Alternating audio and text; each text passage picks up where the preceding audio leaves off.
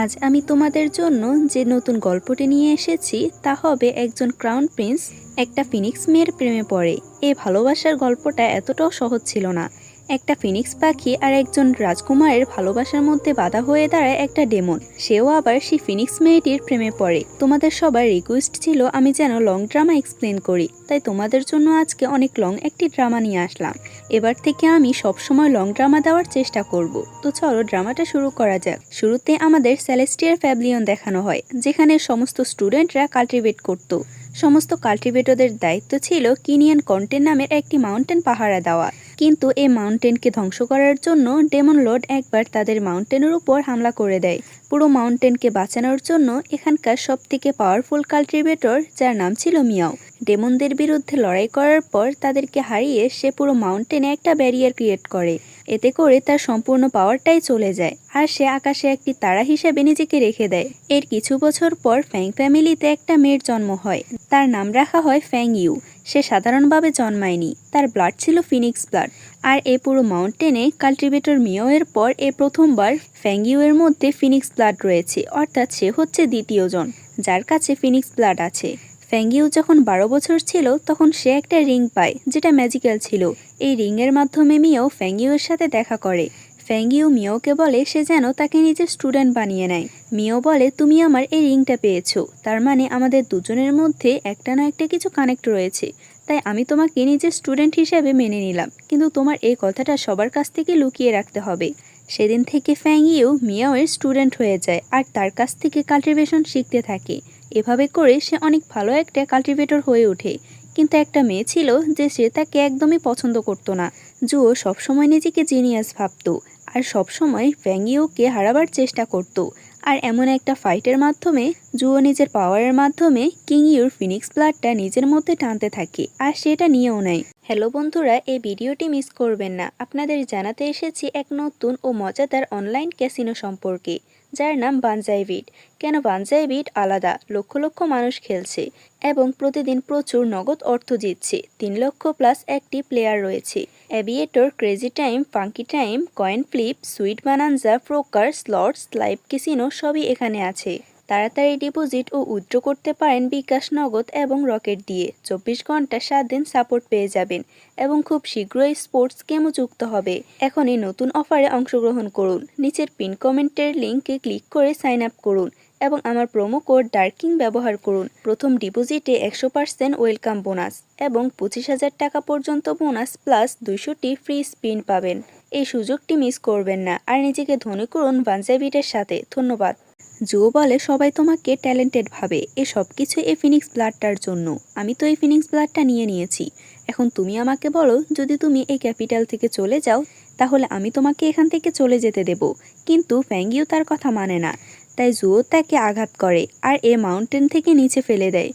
ফ্যাংইউ মনে করছিল সে হয়তো মারা যাবে, কিন্তু তখন মিও এসে তাকে বাঁচিয়ে নেয়। ফ্যাংইউ এর জ্ঞান ফিরলে সে নিজের সমস্ত স্মৃতি হারিয়ে ফেলেছে, কারণ জুও তার থেকে তার ফিনিক্স ব্লাডটা নিয়ে নিয়েছিল। তখন মিউ নিজের ফিনিক্স ব্লাডটা ফ্যাংইউকে দিয়ে দেয় আর বলে, আমার ফিনিক্স ব্লাড তোমাকে কিছু সময়ের জন্য ভালো রাখতে পারবে, কিন্তু নিজের ফিনিক্স ব্লাডটাকে ঠিক করার জন্য তোমাকে কাল্টিভেশন করতে হবে। এটা ঠিক করার জন্য তোমাকে সেলেস্টিয়াল ফুড খেতে হবে। ফ্যাংইউ বলে, আপনি কি বলছেন? আমি কিছুই বুঝতে পারছি না। মিউ বলে, আমি তোমার মাস্টার, আর তুমি যদি এর থেকে বেশি কিছু জানতে চাও তাহলে প্রথমে তোমাকে ক্যাপিটাল যেতে হবে আর এরপর তোমাকে সেলেস্টিয়াল ফুডটা খেতে হবে। তুমি নিজের ফিনিক্স ব্লাডটা পেয়ে গেলে সব কিছু বুঝতে পারবে। এটা বলে সে গায়েব হয়ে যায়। ফ্যাংইউর স্মৃতি আর কাল্টিভেশন দুটোই চলে যাওয়ার কারণে তার পরিবারের অন্যান্য লোকেরা তাকে বের করে দেয়, তাই সে নিজের পরিবার নিয়ে অন্য জায়গায় চলে যায়। এভাবে করে 3 বছর কেটে যায়। ফ্যাংইউর শুধু একটা কথাই মাথায় আসে, তাকে এখন কাল্টিভেশন করতে হবে। এটা করতে হলে তাকে সেলেস্টিয়াল ফ্রুট খেতে হবে। এই ফ্রুট সে কোথা থেকে পাবে সেসবের কিছুই জানে না। ফ্যাংইউ এখানে নিজের মায়ের সাথে থাকতো আর এখানে সে আর তার বন্ধু মিলে মেডিসিন বিক্রি করে। এরপর আমাদের ড্রামার মেন লিডকে দেখানো হয়, যার নাম হচ্ছে জু লিনিয়ান।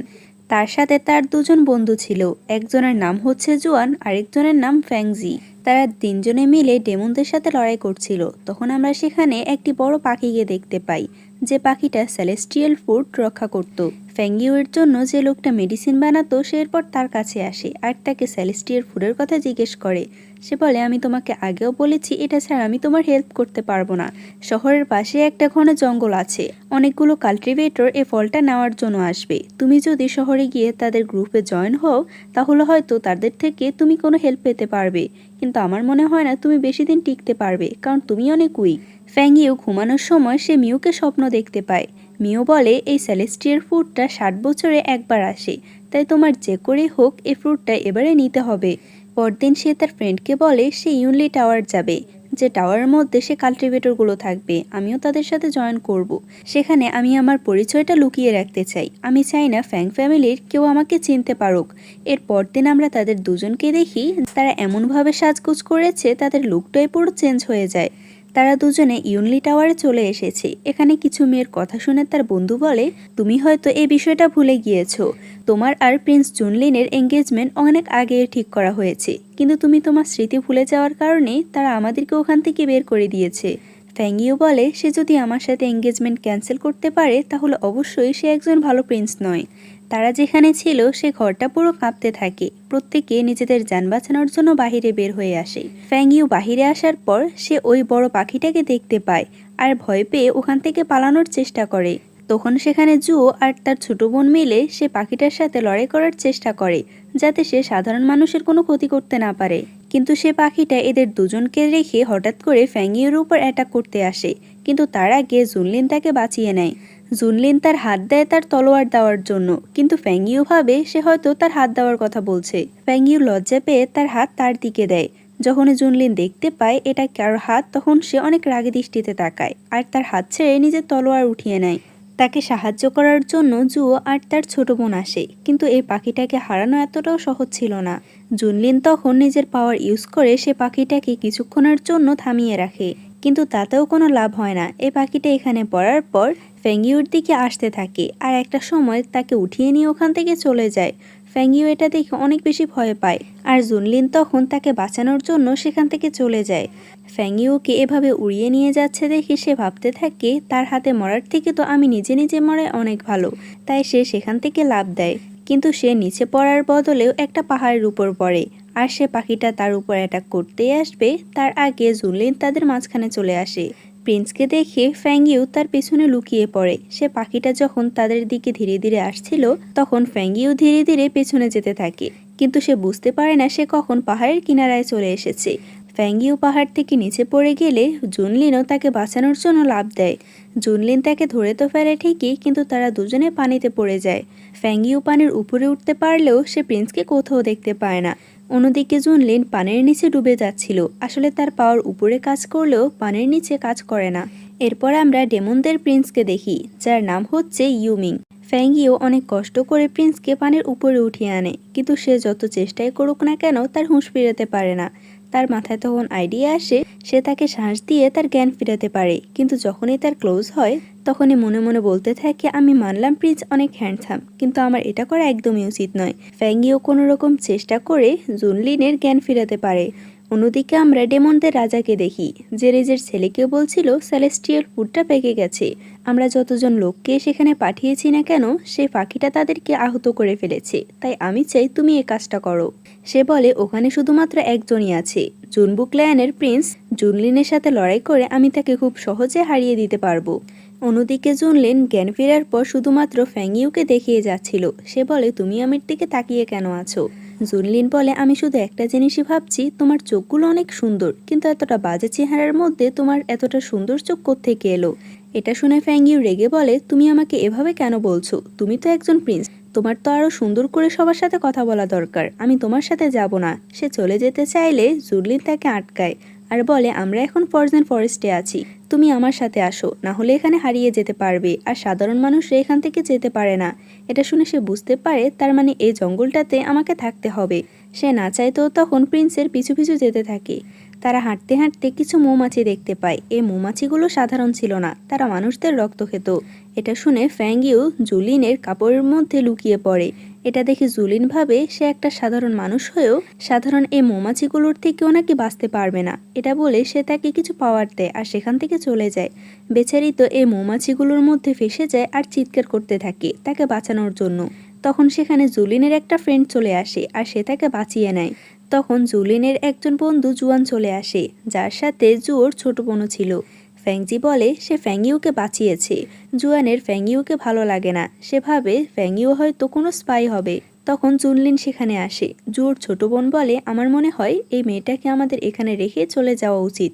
এটা শুনে ফ্যাংইউ বলে তারা এমনটা কিভাবে করতে পারে, সে তো এখানকার কোনো রাস্তাও চেনে না, সে বাহিরে কিভাবে বের হবে।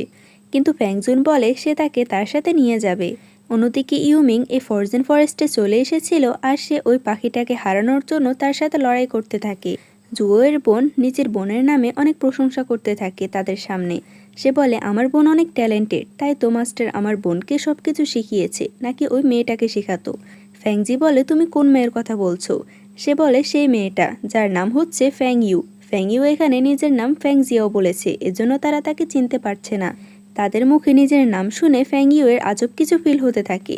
মিওয়ের কথা শুনে ফ্যাংজি জুনলিনের কাছে গিয়ে বলে তুমি ছোটবেলায় বলতে ফ্যাংইউ নাকি অনেক গর্জিয়াস একটা মেয়ে ছিল আর তুমি তাকে বিয়েও করতে চাও। এটা শুনে ফ্যাংইউ ভাবে তার মানে প্রিন্সও আমাকে পছন্দ করে, কিন্তু আমি তো ভেবেছিলাম সে আমাকে পছন্দই করে না। জুনলিন ছোটবেলার কথা ভাবতে থাকে, যেখানে ফ্যাংজিও ফ্যাংকে পছন্দ করত। কিন্তু জুনলিন ফ্যাংজিকে বলে ফ্যাংইউ শুধুমাত্র আমাকে ভালোবাসে আর সে আমাকে বিয়ে করবে। ফ্যাংজি বলে তুমি কোনো কথা কেন বলছো না? আমার তো মনে হয় তুমি এখনও তাকে পছন্দ করো, আর না হলে সে তোমাকে পছন্দ করে। ফ্যাংইউ ভাবে আমি আবার এই প্রিন্সকে পছন্দ করব, এটা তো অসম্ভব।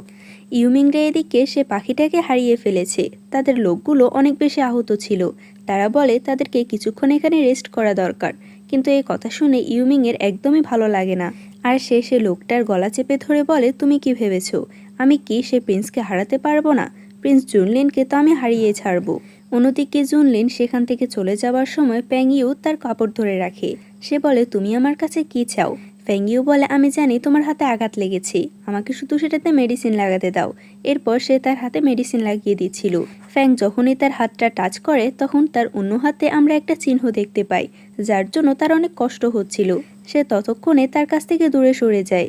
জুনলিনের ফ্রেন্ডরা ওখানে চলে আসে আর তাকে বলে তার সাথে কি হয়েছে। জুনলিন বলে এই মেয়েটাকে আমার কাছ থেকে দূরে নিয়ে যাও আর সে যেন আমার সামনে না আসে। সে ওখান থেকে চলে আসে আর তার বুকে অনেক ব্যথা হতে থাকে। ফ্ল্যাশব্যাকে আমাদের দেখানো হয় জুনলিনের মাস্টার তাকে বলে তোমার শরীরে ইনসেক্ট পয়জন আছে, এটার মেডিসিন কি হতে পারে আমি তা জানি না। যখন তোমার মধ্যে লাভ ফিলিংস আসবে তখন তোমার বুক অনেক ব্যথা করতে থাকবে।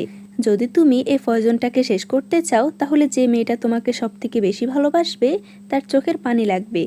বর্তমানে জুনলিন ভাবে তার মানে কি এটাই হচ্ছে সেই মেয়ে, কিন্তু আমি তো তাকে একদমই পছন্দ করি না, আমার এমন কোনো ফিলিংস আসার কথা নয়। সে তখন সে ফ্রুটটা নেওয়ার জন্য বেরিয়ে পড়ে। আর আমরা ইউমিংকে দেখি সেও বুঝতে পেরেছে কেউ একজন সে পাখিটার কাছে গিয়েছে সেলেস্টিয়াল ফ্রুটটা নেওয়ার জন্য। সে ওখানে যেতে চায় কিন্তু সে আহত হওয়ার কারণে ওখানে পড়ে যায়। সে নিজের লোকেদেরকে আগে পাঠিয়ে দেয়। আসলে সে তো কোনো আহত ছিল না, সে এটা অ্যাক্টিং করছে, কারণ সে বুঝতে পেরেছিল জুনলিন তার কাছে আসছে। ইউমিং চাইছিল সে জুনলিনের সাথে একা লড়াই করবে, কিন্তু জুনলিন এখানে আসে আর তাকে কোনো সুযোগ না দিয়ে একটা মেডিসিন খাইয়ে দেয় আর বলে তুমি এখন 12 ঘন্টার জন্য নিজের কোনো পাওয়ার ইউজ করতে পারবে না। ইউমিং বলে যাই হয়ে যাক, আমি সে সেলেস্টিয়াল ফ্রুটটা নিয়ে ছাড়বো আর প্রত্যেককে দেখিয়ে দেব সবথেকে বড় কাল্টিভেটর আমি। এটা শুনে তার একটুও ভালো লাগে না আর ইউমিংকে উল্টো ঝুলিয়ে দিয়ে সে ওখান থেকে চলে যায়। জুনলিনের কাজের মধ্যে গন্ডগোল বাজাতে তখন আবার ফ্যাংইউ চলে আসে আর সে ইউমিংকে এভাবে বাধা অবস্থা দেখে তার একটু দয়া হয় আর সে রশিটা খুলে দেয়। ইউমিংয়ের জ্ঞান ফিরলে সে তাকে দেখে একটু ভয় পায় আর চিল্লাতে চিল্লাতে সেখান থেকে চলে যায়। প্রত্যেকে এরপর সে ফ্রুটটা নেওয়ার জন্য সেখান থেকে বেরিয়ে পড়ে আর যাওয়ার পথে তাদের পথ আটকে অনেকগুলো ইভিল স্পিরিট। তারা সেই ইভিল স্পিরিটগুলোর সাথে লড়াই করে আর তখনই জুনলিন দেখে ফ্যাংইউ ওখান থেকে পড়ে যাচ্ছিল। তাই জুনলিন তার হাত ধরে তাকে টেনে আনতে চায়, কিন্তু অ্যাক্সিডেন্টলি তাদের মধ্যে কিস হয়ে যায়। তাদের দুজনের জন্য সিচুয়েশনটা অনেক বেশি অকওয়ার্ড হয়ে যায়। কিন্তু ফ্যাংইউ বলে আমার মনে হয় আমাদের কথা বলা উচিত, তুমি এই সেলেস্টিয়াল ফ্রুটটা কেন নিতে চাও? তুমি একজন প্রিন্স আর তোমার কাছে পাওয়ার দুটোই আছে, আমার তো মনে হয় এটা নেওয়ার জন্য তোমাকে রাজা পাঠিয়েছে। জুনলিন বলে, তুমি তোমার মুখটাই কিছুক্ষণের জন্য বন্ধ করো। তুমি বলো তুমি এই সেলেস্টিয়াল ফুডটা কেন নিতে চাও। ফ্যাঙ্গিও বলে, আমি একটা সাধারণ মানুষ, কিন্তু আমি তোমাকে বলবো না যে এটা আমার কেন প্রয়োজন। তারা যাবার পথে সেখানে অনেক বেশি ধোঁয়া চলে আসে। জুনলিন বলে, আমার মনে হয় আমাদেরকে আজ রাত এখানেই থাকতে হবে। ফ্যাং বলে, তোমার সাথে থেকে তো আমি অনেক বেশি বোর হচ্ছি, তুমি কি আমার জন্য একটা গান গাইতে পারবে। সে তাকে অনেকবার রিকোয়েস্ট করে। জুনলিন শেষ পর্যন্ত রাজি হয় আর সে গান গাইতে থাকে। অন্যদিকে তার বন্ধু জুয়ান যখন এই গানের সুর শুনতে পায় তখন সে বুঝতে পারে এটা তো জুনলিনের কণ্ঠ। তার গলার সুর এতটাই খারাপ যে কেউ শুনলে এটা বলে দিতে পারবে। অন্যদিকে ফ্যাঙ্গিও তার গলা এতটা খারাপ দেখে তার মুখটাই চেপে ধরে আর বলে, আমি চাই না তুমি এরপরে আর গানের একটা লাইনও গাও। সে তখন তার পেছনে একটা ডেমন দেখতে পায়। ভয়ে সে তখন তার কাপড়ের ভিতর আবার লুকিয়ে পড়ে। জুনলিন বলে, তুমি কখনোই তার চোখের দিকে তাকাবে না, না হলে সে তোমাকে পজেস্ট করে নেবে।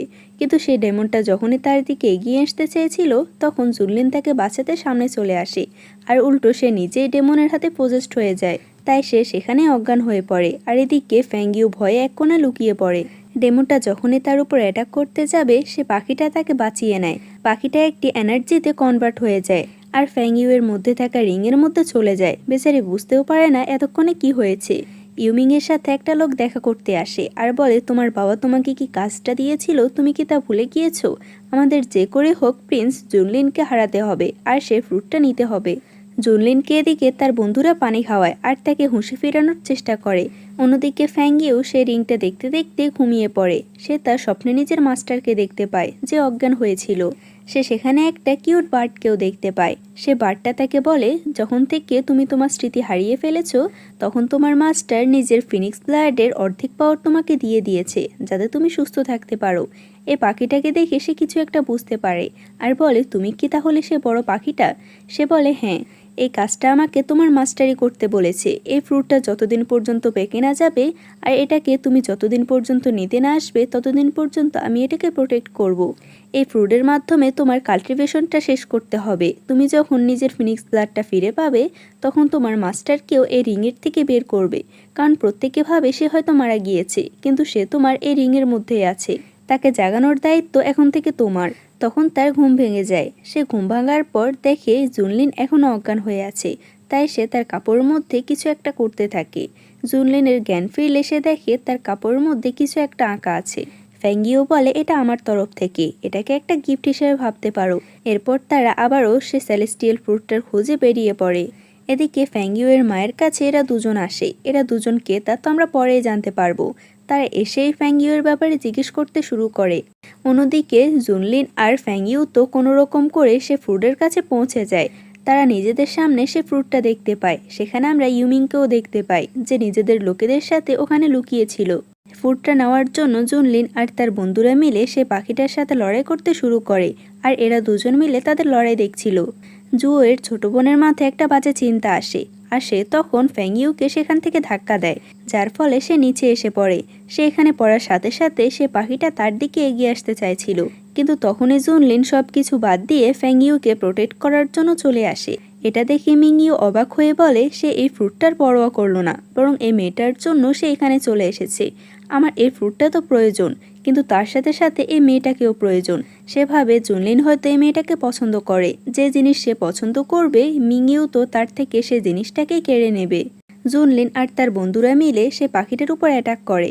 সে তখন ধীরে ধীরে দুর্বল হতে থাকে। মিংইউ ভাবে যখনই এই পাখিটা পুরোপুরি দুর্বল হয়ে যাবে আমি তখনই সে ফ্রুটটা নিয়ে নেব। কিন্তু সবার আগে তো এই ফ্রুটের কাছে ফ্যাঙ্গিউ পৌঁছায়। সে এই ফ্রুটটা নেওয়ার পরেই সে জায়গাটা অনেক বেশি কাঁপতে থাকে। দেখে মনে হচ্ছিল এ সম্পূর্ণ পাহাড়টাই ভেঙে যাবে।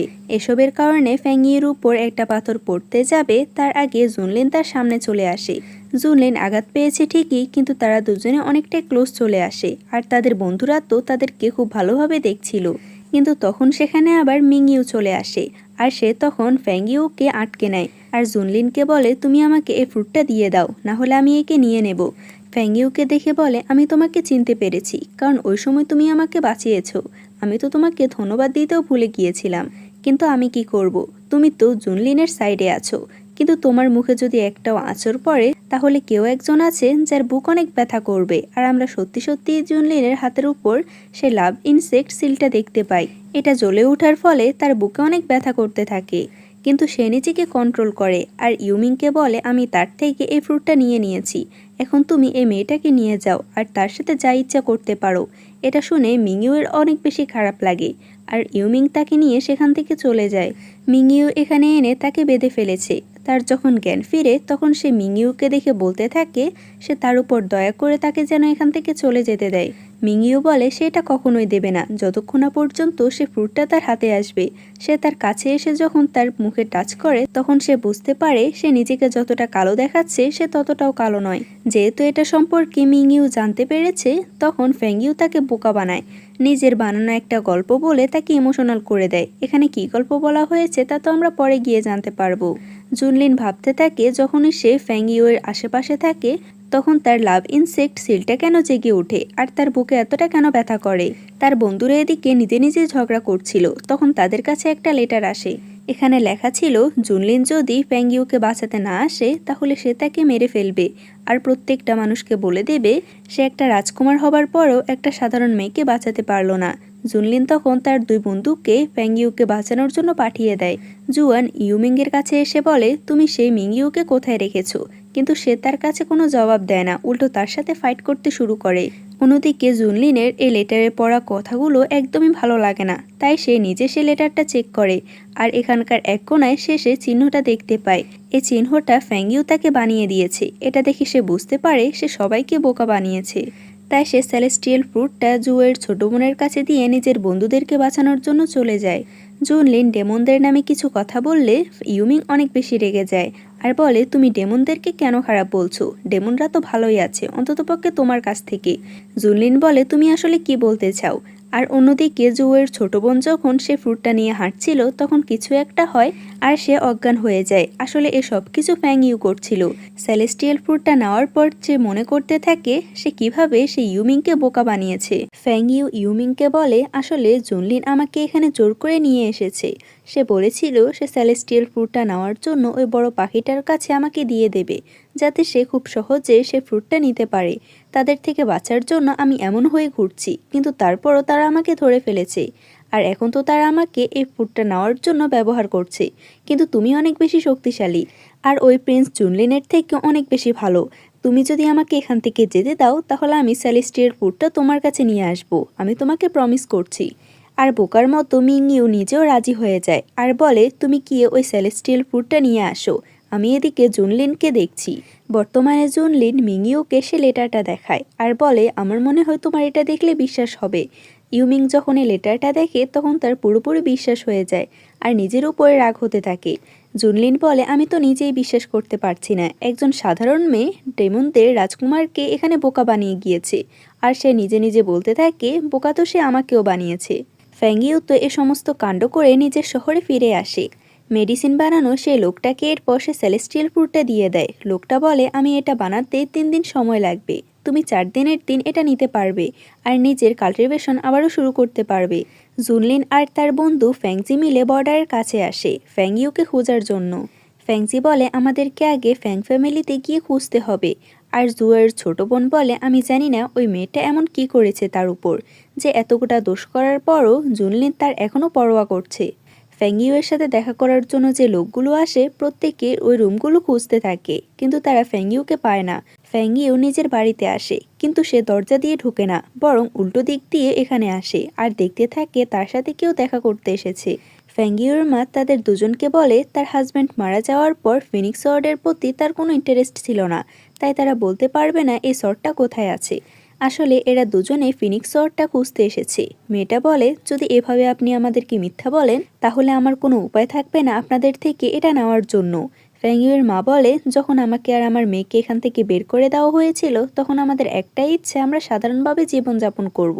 আমাদের ওই শর্টটার প্রতি কোনো ইন্টারেস্ট নেই, তাই আমার কাছে তুমি ওই শর্টটা পাবে না। অন্যদিকে মিংইউ ডার্ক নাইট কোডে ফিরে আসে আর সে তার বাবাকে বলে সে ওই সেলেস্টিয়াল ফুডটা আনতে পারেনি, যেটা শুনে তার বাবা অনেক রেগে যায়। সে বলে তুমি তোমার মিশনটা কমপ্লিট করার আগে কেন চলে এসেছো। সে তাকে বকা দিয়ে বলে যে করেই হোক আমাদের ওই ফ্রুটটা নিয়ে আসতে হবে। মিংইউ বলে এবারে সে আর কোনো ভুল করবে না, সে ওই সেলেস্টিয়াল ফ্রুটটা নিয়ে আসবে। এটা খুঁজতে হলে তাকে আগে ফ্যাংইউকে খুঁজতে হবে, তাই সেও বর্ডারের কাছে চলে আসে। আর এদিকে ফ্যাংইউ তো নিজে সম্পূর্ণ তৈরি হয়ে এসেছে। সে চা নিয়ে তার কাজিনদের কাছে যায়। এরা দুজনে হচ্ছে তার কাজিন। সে ইচ্ছে করে ফ্যাংইয়েনের উপর চা ফেলে দেয়। ফ্যাংইয়েন যখন তাকে দেখে তার সৌন্দর্য দেখে সে তো ইমপ্রেস হয়ে যায় আর তার সাথে ভালোভাবে কথা বলতে থাকে। সে বলে, তুমি যদি সে ফিনিক্স সোয়ার্ডটার ব্যাপারে কিছু জানো তাহলে আমাকে বলে দাও। ফ্যাংইউ তাকে বোকা বানিয়ে বলে, আমার মনে হয় আমি এই সোয়ার্ডটার ব্যাপারে কোথাও শুনেছি। সে কিছুক্ষণ ভেবে বলে, আমার মনে পড়েছে, আমাদের এই পুরনো বাড়িটাতে যে গার্ডেনটা আছে সেখানে একটা ফুল গাছের নিচে, কিন্তু আমি জানি না সে সরটা কোন ফুল গাছের নিচে হতে পারে।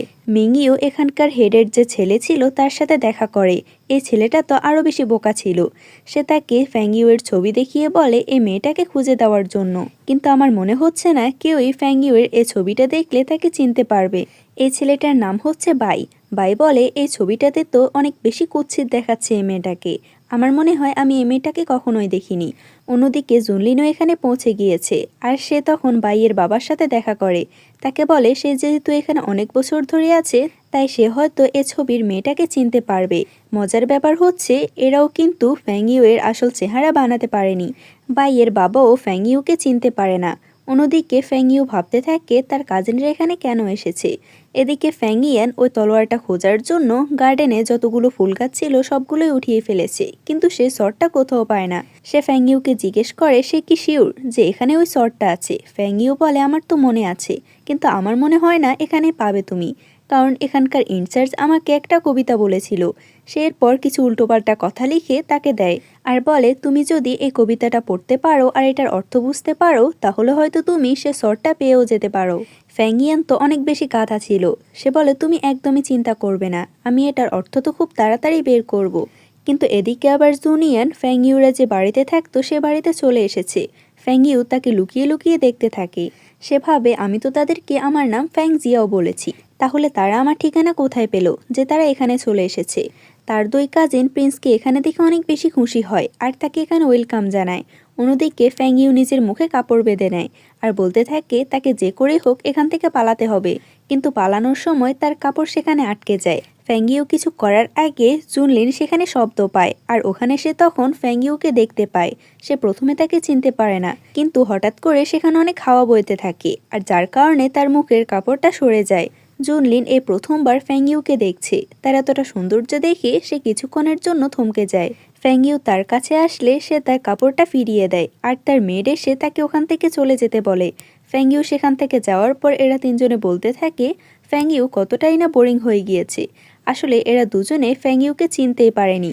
তারা তো ভেবেছিল হয়তো ফ্যাংজিও আর ফ্যাংইউ আলাদা লোক। যাই হোক, ফ্যাংইউ যেদিকে চলে গিয়েছে জুনলিন সেদিকেই তাকিয়ে থাকে। তারা সেখানে ফ্যাংজিউকে পায় না। এরপর দুটো মহিলাকে জিজ্ঞেস করে এখানকার সবথেকে ভালো ওষুধ কে বিক্রি করে। ফ্যাংইউ সে লোকটার কাছে এসে বলে এই মেডিসিনটা বানাতে তার কতদিন সময় লাগবে। সে লোকটা বলে, আমি তো তোমাকে বলেছিলাম 4 দিনের দিন তুমি এটা নিয়ে আসতে পারবে। ফ্যাংইউ বলে, আমি কি করব, কারণ ওই প্রিন্সটা তো আমার পেছনেই পড়ে আছে। আর তখনই আমরা জুনলিনকে ওখানে আসতে দেখতে পাই। তাকে দেখে তো সে অনেক অবাক হয় আর বলে, তুমি আমাকে খুঁজতে খুঁজতে এখানে কিভাবে চলে এসেছো। সে নিজেকে বাঁচানোর জন্য নতুন একটা ড্রামা শুরু করে আর অনেক ইমোশনাল কথা বলতে থাকে, কিন্তু আমরা জুনলিনকে দেখে স্পষ্ট বুঝতে পারি ফ্যাংইউ যে মিথ্যে বলছে সেটা বুঝতে পারছে। ফ্যাংইউ তার ড্রামাটা চালিয়ে যাচ্ছিল, কিন্তু জুনলিন তাকে ধরে ফেলে আর বলে, তুমি এখন থেকে এখানে নয়, বরং ফ্যাংমিনশনে থাকবে। তার তো অবস্থা খারাপ হয়ে যায়। অন্যদিকে ইউমিং ফ্যাংইউয়ের সে ছবিটা নিয়ে তাকে খুঁজতে থাকে। জুনলিন আর তার বন্ধুরা মিলে এরপর ফ্যাংইউয়ের বাড়িতে চলে আসে আর তারা আজ রাতটা এখানেই থাকবে। ফ্যাংইউ তাদের জন্য আজব আজব খাবারগুলো রান্না করে, কিন্তু তাদের তিনজনেরই এটা ভালো লাগে। ফ্যাংইউ বলে, আমি জানি না এরা এখন কি বলবে, তারা কি আমাকে সত্যিই চিনতে পেরেছে। তখন ফ্যাংজি বলে ওঠে, আমার কেন জানি ফ্যাংইউকে ফ্যাংজিয়াওয়ের মতো লাগছে। এটা শুনে ফ্যাংইউয়ের কাশি আসতে থাকে আর বলে, কে এই ফ্যাংজিয়াও। ফ্যাংজি বলে, সে ফ্যাংজিয়াও নামের মেয়েটা তো আসলে একটা চোর, কারণ সে আমাদের সেলেস্টিয়াল ফ্রুটটা নিয়ে চলে গেছে। আমরা এখানে তাকে খুঁজতে এসেছি। ফ্যাংইউ বলে, এই বর্ডার সিটিটা এতটাও ছোট নয়, তাই আমার মনে হয় না তোমরা তাকে সহজেই খুঁজতে পারবে। ফ্যাংজি জুয়ানের কাছে গিয়ে বলে, তোমার কি মনে হচ্ছে না জুনলিনের আচরণটা একটু অন্যরকম লাগছে, কারণ সে এখানে সেলেস্টিয়াল ফ্রুট নিতে এসেছে। কোনো কিছু না পেলে সে তো অনেক রেগে যায়। এখানে ফ্যাংজিওকে না পাওয়ার পরও সে কোনোভাবে রিয়েক্ট করছে না। জুয়ান বলে, আমার মনে হয় তোমার এসব বিষয় নিয়ে বেশি ভাবা উচিত নয়, তুমি নিজের কাজ নিজেই করো। রাতের বেলা জুনলিন ঘুমানোর সময় ফ্যাংইউয়ের কথা ভাবছিল আর তখনই হঠাৎ করে তার বুকে ব্যথা শুরু হয়। পরদিন সকালে আমরা ইউমিংকে দেখি যে ওই লোকটার কাছে পৌঁছে গিয়েছে আর তাকে অনেক টর্চার করার পর বলে সে সেলেস্টিয়াল ফ্রুটটা আর ওই মেয়েটা কোথায় আছে। সে ফ্যাংইউয়ের জন্য সেলেস্টিয়াল ফ্রুটটা কোথায় আছে এটা বলে না আর বলতে থাকে ফ্যাং জিয়াওকে, সে তো তাকে চিনেই না।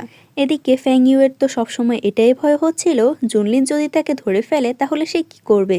সে জুনলিনের সাথে দেখা করে বলে, তুমি একটা রাত এখানে থাকতে পেরেছো, আমাকে যতটা সাহায্য করেছো তার জন্য ধন্যবাদ, কিন্তু তুমি আর এখানে থাকতে পারবে না। জুনলিন বলে, আমার মনে হয় তোমার চেহারা আর সে ফ্যাং জিয়াওয়ের চেহারা একরকম, তোমার সাথে কি সে অসুন্দর মেয়েটার কোনো কানেকশন আছে? ফ্যাংইউ কথা ঘোরানোর জন্য বলে, তোমার কি মনে হয় আমাকে কি সে অসুন্দর দেখতে মেয়েটার মতন লাগে? জুনলিন বলে, একদমই না, আমি শুধু এতটুকুই বলতে চাই আমি এখান থেকে কোথাও যাব না। তখন তাদের সাথে বাইয়ের বাবা দেখা করতে আসে। সে বলে তারা যে মেয়েটাকে খোঁজার চেষ্টা করছে তাকে হয়তো একজন চিনতে পারে যে কিনা এই শহরে অনেক ভালো মেডিসিন বানায়। জুনলিন বলে, সে কি বাওয়ের কথা বলছিল যে কিনা এই শহরে অনেক ভালো মেডিসিন বানায়?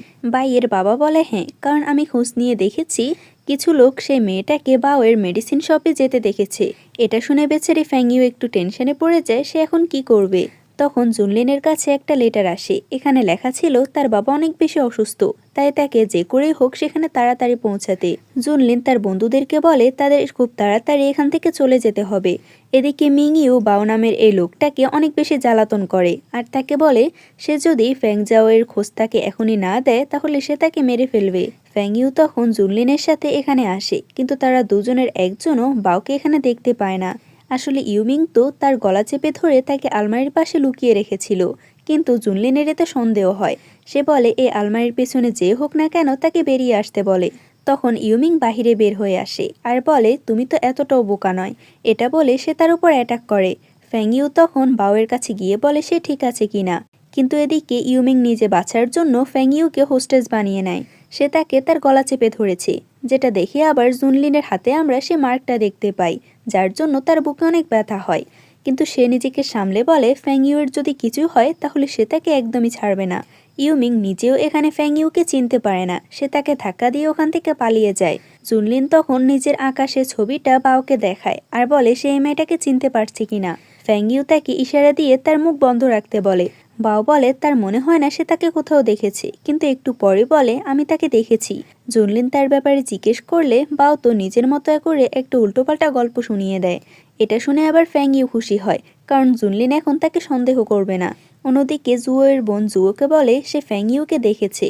জুনলিনও কেমনভাবে তার দিকে তাকিয়েছিল, আমার তো মনে হয় সে তাকে পছন্দ করে। জুয়ো বলে ৩ বছর হয়ে গিয়েছে কিন্তু সে এখনও বদলায়নি, খুব তাড়াতাড়ি আমার ফ্যাংইউয়ের সাথে দেখা করতে হবে। বাওয়ের এসব উল্টোপাল্টা কথাতে তো আবার ফ্যাংজি বিশ্বাস করে নেয়, কিন্তু জুনলিন বলে এই বুড়োটা যা বলছে তা তো পুরোটাই মিথ্যে। কিন্তু আমি আর তার থেকে একটা কথাও শুনতে চাই না। সে যখন চলে যেতে নিচ্ছিল তখন আবারও ফ্যাংইউকে দেখতে পায়, আর ফ্যাংইউকে দেখতে এসে তার কাছে গিয়ে তার কপালে ৩বার টোকা দেয়। এটা কেন দিয়েছে আমি তো নিজেই জানি না, কিন্তু সে যখন বাইরে যায় তখন আবারও সে লাভ ইনসেক্টের কারণে তার বুকে অনেক ব্যথা হতে থাকে। এটা দেখে ফ্যাংইউ ভাবছিল তার বুকে এমন বারবার ব্যথা হয় কেন, সে এর আগেও এমনটা দেখেছে। ফ্যাংইউ তাকে ঠিক করতে চায়, তাই সে তার কাছে গিয়ে বলে তার হঠাৎ করে কেন বুকে ব্যথা হয়। জুনলিন বলে এটার নাম হচ্ছে লাভ ইনসেক্ট। এটা শুনে আবার ফ্যাংইউ অনেক বেশি অবাক হয়, কিন্তু তার অবাক হওয়ার কারণ আমরা জানি না। এরপর সে জুনলিনের জন্য মেডিসিন বানাচ্ছিল আর বলছিল বেচারা প্রিন্স ছোট থেকে কতটা কষ্ট সহ্য করে আছে। কিন্তু তখন তার নজর যায় ইউমিং এর দিকে, যে তার রুমেই বসেছিল। তাকে দেখে সে ভয় পেয়ে বলে তুমি এখানে কি করছো? ইউমিং বলে আমি যেখানে ইচ্ছা যেতে পারি, কিন্তু তুমি কি আমাকে বলতে পারো যে জুনলিন ওই মেয়েটাকে পেয়ে গিয়েছে কিনা? ইউমিং বলে আমি শুনেছি সে মেয়েটা নাকি চোর, সে সেলেস্টিয়াল ফ্রুটটা নিয়ে গিয়েছে, তার উপরে সে দেখতেও নাকি অনেক অসুন্দর, তাহলে তুমি তাকে কেন খুঁজছো? ইউমিং বলে তুমি তার ব্যাপারে একটাও খারাপ কথা বলবে না, কারণ সে মেয়েটা আমার জীবন বাঁচিয়েছে। ফ্যাংইউ তাকে আবারও বোকা বানানোর জন্য বলে আমি তোমাকে বলে দিচ্ছি সে কোথায়। জুনলিন সে ফ্যাংজুয়ান নামের মেয়েটাকে খুঁজে পেয়েছে, সে তাকে জিজ্ঞাসাবাদের জন্য নিয়ে যাচ্ছিল, তাই আমার মনে হয় তোমার তার পিছু করা উচিত। এটা শুনে ইউমিং এক মুহূর্ত দেরি না করে সেখান থেকে চলে যায়, আর তখন তার একটা টোকেন নিচে পড়ে যায়। অন্যদিকে জুনলিন এখনও ফ্যাংজুয়ান মেয়েটার কথাই ভাবছিল। সে বলে আমি জানি না ইউমিং কেন এ বর্ডার সিটিতে এসেছে, সেও কি ফ্যাংজুয়ানকে খুঁজতে এসেছে? তার তখন মনে পড়ে সে যখন প্রথমবার ফ্যাংইউয়ের গলা চেপে ধরেছে তখন সে বলেছিল আমার মনে হয় আমি তোমাকে কোথাও দেখেছি, তোমার চেহারা অনেকটাই ফ্যাংজিওয়ের মতো লাগছে। এটা ভেবে জুনলিন ভাবতে থাকে আসলেই কি সে মেয়েটা ফ্যাংইউ। ফ্যাংইউয়ের উপর জুনলিনের সন্দেহ হওয়ায় সে এরপর তার সাথে একা কথা বলতে আসে আর বলে, আমার মনে হয় আমাদের এখন বাওয়ের কাছে যাওয়া উচিত, কারণ আমাকে ফ্যাংজিওয়ের খোঁজ নিতে হবে। ফ্যাংইউ বলে, কিন্তু আমার তো মনে হয় তোমার সেখানে যাওয়া উচিত নয়, কারণ বাও বলেছিল সেই মেয়েটাকে নাকি 108 জন ডাকাত উঠিয়ে নিয়ে গেছে, আর সাথে সে সেলেস্টিয়াল ফ্রুটটাও নিয়ে চলে গেছে। এটা শুনে জুনলিন বলে, কিন্তু আমার তো মনে হয় না বাও আমাদেরকে কোনো সংখ্যা বলেছিল সে ডাকাতদের। ফ্যাংইউ তো এবার ফেঁসে গিয়েছে। সে বলে, আমার মনে হয় আমারই কোথাও ভুল হচ্ছে। আর এদিকে এদের দুজনকে আবারও ইউমিং দেখছিল। জুনলিন ফ্যাংইউকে খাবার খাওয়াতে নিয়ে আসে আর বলে, এই মাছটা কি ঠিক আগের মতোই, যখন তুমি আমাদের জন্য জঙ্গলে এই মাছটা গ্রিল করেছিলে? এটা শুনে সে বলে, হ্যাঁ। তার কথায় কথায় সে হ্যাঁ বলতে যাবে, তারপর বলে, আমি তো জানি না এই মাছটা কিভাবে গ্রিল করে। কিন্তু জুনলিনের কাছ থেকে সে আর কতক্ষণই বা বেঁচে থাকতে পারবে। এরপর জুনলিন যখন নিজে তলোয়ার প্র্যাকটিস করছিল তখন সেখানে ইউমিং চলে আসে। সে এখানে বাধা দিলে জুনলিন বলে, যদি তোমার এত বাধা দেওয়ার শখ হয় তাহলে তুমি আমার সাথে লড়াই করতে পারো। যদি তুমি হেরে যাও তাহলে তোমাকে বলতে হবে কেন তুমি আমাদের পিছু করছো। ইউমিং বলে, এটা তো ভালোই হবে, কারণ আমিও তোমাকে হারাতে চাই, কারণ তোমার হারার অনেক বেশি শখ।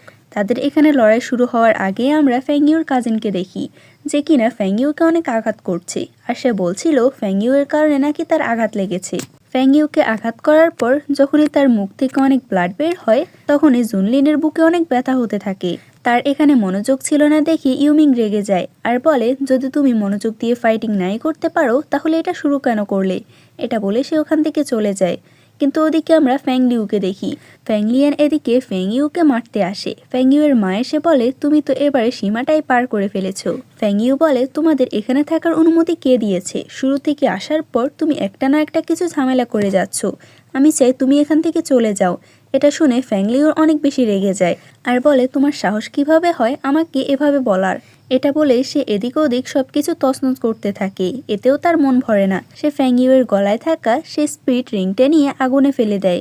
এটা দেখে ফ্যাংইউ অনেক বেশি কষ্ট পায় আর সে রিংটা নেওয়ার জন্য ছুটে যায়, কিন্তু তার মা তাকে আটকে নিজে সে রিংটা নিয়ে আসে। সে রিংটা তো নিয়ে আসে, কিন্তু তার হাত অনেকটা পুড়ে গেছে। এসব কিছু ফ্যাংলিউ দাঁড়িয়ে দাঁড়িয়ে দেখছিল। আর অন্যদিকে তার মায়ের হাত জ্বলে গেছে দেখে তো ফ্যাংইউ অনেক বেশি রেগে যায়। আর এরপর সে তার দিকে এগিয়ে আসে। ফ্যাংলিউ তাকে তলোয়ার দিয়ে আঘাত করতে চায়, কিন্তু ফ্যাংইউ তার তলোয়ারটাই ধরে ফেলে, যার কারণে তার হাত কেটে রক্ত পড়তে থাকে। সেখানে আমরা একটা পাথর দেখতে পাই, যে পাথরের উপর ফ্যাংইউর রক্তগুলো পড়ছিল। এই পাথরটা ফ্যাংইউকে মিউ দিয়েছিল। পাথরের মধ্যে এই রক্তটা পড়তে সেটা উপরে উঠে যায়, আর আমরা তখন এর মধ্যে অনেক অদ্ভুত কিছু একটা দেখতে পাই। আর তখনই এই পাথরটা ফিনিক্স সর্ডে পরিবর্তন হয়। এটা দেখে প্রত্যেকে বলতে থাকে, তার মানে এটাতে ফিনিক্স সর্ড ছিল। ফিনিক্স সর্ডকে কেউ চুজ করতে পারে না, বরং এটাই নিজের মালিককে চুজ করে। আর এটাই এবার ফ্যাংইউকে চুজ করেছে। ফ্যাংইয়ান যখনই এই ফিনিক্স সর্ডটা দেখে তখন তো বেচারা অনেক অবাক হয়, কারণ সে একটা গার্ডেনের সমস্ত ফুলগুলো উঠিয়ে তার মাটির ভিতরে চেক করছিল ফিনিক্স সর্ডটা কোথায় আছে, কিন্তু সে বেচারা পায়নি। অন্যদিকে এই সর্ডটার কারণে ফ্যাংইউয়ের চোখ লাল হয়ে যায়। এটা দেখে আমরা বুঝতে পারি ফ্যাংইউ হয়তো একটা ফিনিক্সে পরিবর্তন হবে। কিন্তু ফিনিক্স সর্ডটা তার হাত থেকে ছুটে যাওয়ার কারণে ফ্যাংইউ নিচে পড়ে অজ্ঞান হয়ে যায়। তখন আমরা জুওকে এখানে আসতে দেখি, যে এতক্ষণ লুকিয়ে লুকিয়ে সব কিছু দেখছিল। সে এসে ফ্যাংলিয়ানকে বকা দিতে শুরু করে যে সে কার অনুমতি নিয়ে তার সাথে এমন করেছিল। সে সবার সামনে ভালো হতে চাইছে এ কারণেই, কেননা সেখানে জুনলিয়ান আসছিল। ফ্যাংইউ নিজের রুমে শুয়েছিল, তখন জুনলিন তার সাথে দেখা করতে আসে আর তাকে একটা মেডিসিন খাইয়ে বলে, তোমার সাথে যা হয়েছে তার জন্য আমিই দায়ী। আমি যদি এখানে না থাকতাম হয়তো তোমার সাথে এমনটা হতো না। সে বাহিরে কারো আওয়াজ শুনে সেখানে যায়। সেখানে গিয়ে ইউমিংয়ের যে পড়ে থাকা টোকেনটা ছিল সেটা জুনলিন দেখতে পায়, আর এটা দেখে বুঝতে পারে এটা ইউমিংয়ের। সে বলে, আমি জানি না ইউমিং আমার কাছ থেকে আর কি কি লুকিয়ে রাখবে। এরপর আমরা জুনলিনের বাবাকে দেখি, যে সবাইকে বলছিল সে এখন রিটায়ার করতে চায়, এজন্য তারপরে এই রাজ্যের কাজ কে সামলাবে। প্রত্যেকে রানীর নাম চুজ করে। রানী এটাতে খুশি হলেও তখন জুনলিনের গ্র্যান্ডপা চলে আসে, তার নামও হচ্ছে ফ্যাং, এজন্য আমি তাকে এল্ডার ফ্যাং বলবো। এল্ডার ফ্যাং বলে, যদি সে এখন রিটায়ার করতে চায় তাহলে তার বদলে সে এই রাজ্যের দায়িত্ব সামলাবে। জুনলিনের বাবা খুশি হয়ে বলে, তাহলে তো আমি নির্দ্বিধায় এই কাজটি আপনাকে দিয়ে দিতে পারি, কারণ আমার পরে আপনি এই রাজ্যটাকে খুব ভালোভাবে সামলাতে পারবেন।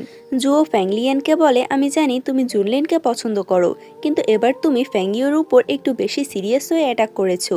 আমি চাই না তুমি দ্বিতীয়বার আর এমন কাজ করো। ফ্যাংলিয়ান তার কাজের জন্য তার কাছে ক্ষমা চায়। জুও ভাবতে থাকে আমি 3 বছর আগে যে ফ্যাংইউকে মেরে ভাগিয়েছিলাম সে তো এরকম নয়। খুব তাড়াতাড়ি আমার ফ্যাংইউর ব্যাপারে কিছু করতে হবে যাতে সে জুনলিনের আশেপাশেও না থাকতে পারে। সে এরপর ফ্যাংইউয়ের সাথে দেখা করতে আসে আর তার সাথে এসে সে খুব ভালোভাবে কথা বলছিল। ফ্যাংইউ জানতো না 3 বছর আগে তার কাল্টিভেশন যে নিয়েছিল এটা জুয়োই ছিল, তাই সেও তার সাথে ভালোভাবে কথা বলে। এদিকে জুনলিনের কাছে তার বাবার একটা লেটার আসে। তার বাবা সেখানে বলেছিল সে খুব তাড়াতাড়ি সেলেস্টিয়াল ফুডটা নিয়ে আসতে। এটা পড়ে সে অনেক টেনশনে পড়ে যায়, কারণ সে এখন পর্যন্ত সেলেস্টিয়াল ফুড তো দূরে থাক সে মেয়েটারই খোঁজ পায়নি। এদিকে এই দুই ভাই বোন মিলে তো বলছিল ফিনিক্স ওয়ার্ডটা এখন ফ্যাংইউর কাছে, তাই তারা এমন কি করতে পারে যার কারণে তারা ফিনিক্স ওয়ার্ডটা পেয়ে যাবে। তখন জুও এসে বলে যদি তোমরা নিজেদের শক্তি দিয়ে তার সাথে লড়াই করো তাহলে কখনোই পারবে না, তাই তোমাদের বুদ্ধি দিয়ে কাজ করতে হবে। সে তাদেরকে কিছু মেডিসিন খেতে দেয় আর বলে আমি কিছুক্ষণ আগে যে ফ্যাংইউ এর সাথে দেখা করে এসেছিলাম সে ফ্যাংইউ আগের থেকে অনেক বেশি বদলে গেছে। তার হাতে তখন আমরা ব্রেসলেট দেখতে পাই। এই ব্রেসলেটের রহস্য তো আমরা কিছুক্ষণ পরে জানতে পারবো। এই দুই ভাই বোন মিলে এখনও প্ল্যান করছে। ফ্যাংইয়ান বলে আমার কাছে একটা ভালো প্ল্যান আছে, যদি আমরা জুনলিনের সাথে ফ্যাংইউয়ের বিয়ে দিয়ে দিই তাহলে তার আর কোনো অধিকার থাকবে না এই ফিনিক্স ওয়ার্ডের উপর, সে তো অন্য ক্ল্যানের হয়ে যাবে। তাই আমার মনে হয় আমাদের এই প্ল্যানটাই কাজে লাগানো উচিত। জুও এদিকে নিজের ব্রেসলেটটাই দেখছিল। 3 বছর আগে সে যখন ফ্যাংইউয়ের কাছ থেকে তার ফিনিক্স স্পিরিটটা নিয়েছিল তখন সেটা সে একটা বক্সের মধ্যে রেখে দেয়, কিন্তু তার ভয় ছিল এই ফিনিক্স ব্লাডের কারণে তার কোনো ক্ষতি হয় নাকি। তখন সেখানে সেলেস্টিয়াল প্যালেসের লিডার আসে যে হচ্ছে জুয়োর মাস্টার। সে জুয়োকে সাহায্য করে আর তাকে একটি আইস ব্রেসলেট দেয়। এই ব্রেসলেটের মাধ্যমে ফ্যাংইউয়ের ফিনিক্স ব্লাড এটার মধ্যে রাখলে কেউই এটা বুঝতে পারবে না আর তারও কোনো ক্ষতি হবে না। অন্যদিকে আমরা ফ্যাংইউকে দেখি যে ফিনিক্স ওয়ার্ডটা চালানোর চেষ্টা করছে, কিন্তু তার কোনো আইডিয়া ছিল না এটা সে কিভাবে চালাবে। তখন আমরা জুয়োকে দেখি তার কাছে এসে বলে আমি তোমার জন্য কিছু মেডিসিন নিয়ে এসেছি, এতে তোমার কাল্টিভেশন ফিরে আসবে না, কিন্তু তোমার শরীরের জন্য এই মেডিসিনগুলো ভালো হবে। সে তার হাতে ফিনিক্স শর্ট দেখে বলে তুমি কি এটা চালাতে পারছো না? ফ্যাংইউ বলে না, কারণ আমার কাল্টিভেশন যাওয়ার পর আমার মধ্যে যতগুলো স্পিরিট এনার্জি ছিল সবগুলো চলে গিয়েছে, তাই আমি জানি না এটা কিভাবে চালাতে হয়। জুও হেসে বলে তাহলে আমি তোমাকে এটা চালানো শিখাতে পারি। এটা দেখে স্পষ্ট বোঝা যায় সে ফ্যাংইউয়ের জন্য নতুন কিছু চাল চালছে। যাই হোক, এটা তো আমরা পরবর্তী পার্টেই জানতে পারবো। আজকের এই পার্টটা এ পর্যন্তই। তোমরা সবসময় বলো লং ড্রামা দেওয়ার জন্য, তাই আমি আজকে চেষ্টা করলাম লং ড্রামা দিতে। এরপর থেকে আমি সবসময় লং ড্রামা দেওয়ার চেষ্টা করব। আল্লাহ হাফেজ।